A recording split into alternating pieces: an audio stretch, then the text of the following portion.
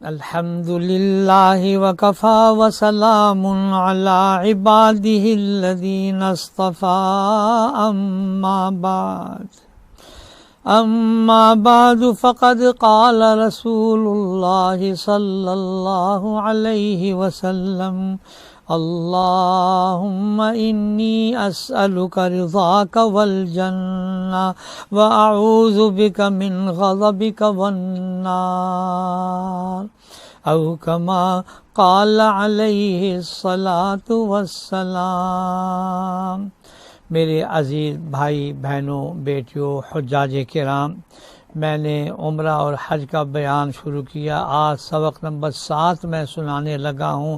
سب سے پہلے میں آپ کو احرام عمرہ کی نیت اور باندھنے کا طریقہ بیان کرتا ہوں۔ آپ یہ سن لیجئے اور توجہ کے ساتھ سن لیجئے۔ آپ نے یہ نیت کرنی ہے۔ احرام نام ہے نیت اور دل کے ارادے کا۔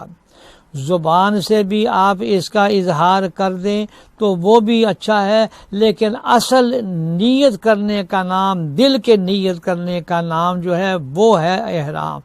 چادروں کے لپیٹ لینے کا نام احرام نہیں ہے۔ چادریں لپیٹنے کے بعد آپ نے یہ نیت کی کہ یا اللہ میں عمرے کے احرام کی نیت کرتا ہوں، اور اگر عربی کی یہ عبارت پڑھ لیں اللہم انی ارید العمرہ فیسرہا لی وتقبلہا منی۔ ترجمہ: اے اللہ میں عمرے کا ارادہ کرتا ہوں، اس کو میرے لیے آسان فرما اور اس کو میری طرف سے قبول فرما۔ اس کے بعد آپ نے تلبیہ پڑھنا ہے لبیک اللہم لبیک لبیک لا شریک لک لبیک ان الحمد والنعمت لک والملک لا شریک لک۔ احرام باندھتے وقت ایک مرتبہ تلبیہ پڑھنا ضروری ہے، توجہ سے سن لیں۔ مردوں کے لیے بھی پڑھنا اور عورتوں کے لیے بھی پڑھنا، اور 3 مرتبہ پڑھنا سنت ہے۔ مرد حضرات یہ بلند آواز سے پڑھیں گی اور خواتین آہستہ آواز سے پڑھیں گی۔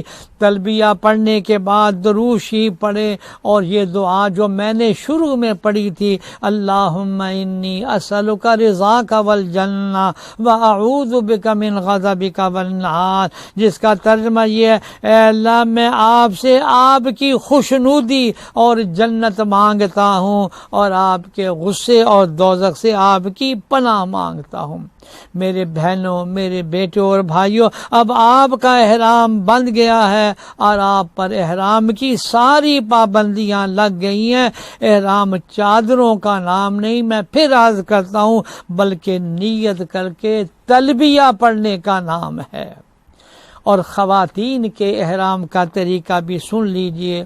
وہ پہلے غسل کر لیں اور سلے ہوئے کپڑے جس رنگ کے چاہیں پہن لیں، اور اوپر کوئی ڈھیلا عبا پہن لیں یا چادر مونڈر پر ڈال کر اوڑھ لیں تاکہ اعضاء نمایاں نہ ہوں، اور سر کے اوپر رومال لپیٹ کر بالوں کو چھپا لیں۔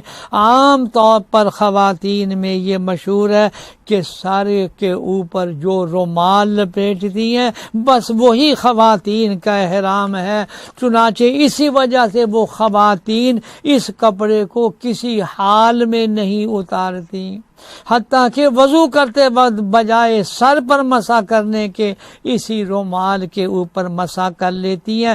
یاد رکھیں اگر کسی خاتون نے بالوں کے بجائے اس رومال پر مسح کیا تو اس کا وضو نہیں ہوگا، اور جب وضو نہیں ہوگا تو نماز بھی نہیں ہوگی۔ اس لیے خواتین وضو کرتے وقت اس رومال کو کھول کر بالوں پر مسح کریں، پھر دوبارہ رومال باندھ لیں۔ اس سے احرام میں کوئی فرق نہیں پڑتا۔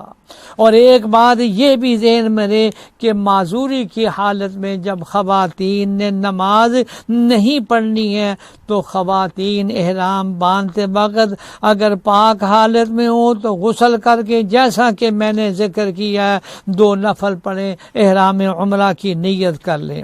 اور اگر جو عورتیں حالت اس حالت میں ہیں کہ وہ نماز نہیں پڑھتی ہیں تو ان کے لیے پھر مستحب یہ ہے کہ احرام باندھ لیں اسی طرح جیسا کہ وہ باندھتی ہے. ناپاکی کی حالت کے اندر بھی احرام بندھ جائے گا، دعائیں مل جائیں گی، مگر اس حالت میں احرام کے نفلیں نہیں پڑیں گی. احرام باندھنا بہرحال اس کے لیے بھی ضروری ہے. اور پھر مسجد حرام میں نہ جائیں گی اس لیے کہ مسجد میں نہیں جا سکتی ہیں، قرآن کریم کی تلاوت بھی نہیں کر سکیں گی، بیت اللہ کا طواف بھی اس وقت تک جائز نہیں ہوگا جب تک پاک نہ ہو جائیں.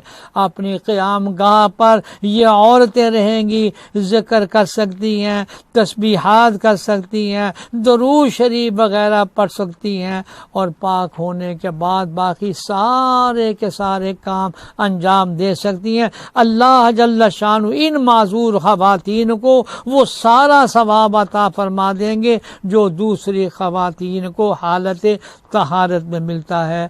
اللہ جل شانہ ہمیں شریعت کے احکام پر عمل کرنے کی توفیق عطا فرمائے. آمین یا رب العالمین.